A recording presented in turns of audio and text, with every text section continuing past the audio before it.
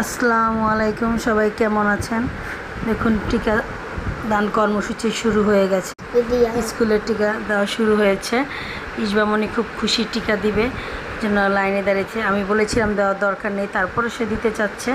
তারপর নিয়ে লাইনে দাঁড়িয়েছি, সব বাচ্চারাও দাঁড়িয়েছে। আর যারা দিবে না তারা চলে গেছে। আর আমরা যারা দিব আমরা দাঁড়িয়ে আছি টিকা দেওয়ার জন্য। অনেক বাচ্চারা কান্না করছে এবং অনেক বাচ্চারা খুব খুশি, চুপ করে দিচ্ছে। তাই আপনাদের সাথে ভিডিওটা শেয়ার করলাম।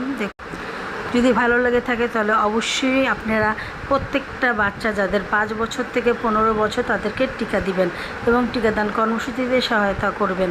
আমি দিয়েছি, আপনারাও দিবেন। এটা আপনাদের সবার জন্য আহ্বান জানাচ্ছি। এটা আমাদের প্রত্যেকটা বাচ্চার জন্য টিকা দেওয়া দরকার। যখন যে টিকা আসবে অবশ্যই দিব, সবাইকে সহযোগিতা করব।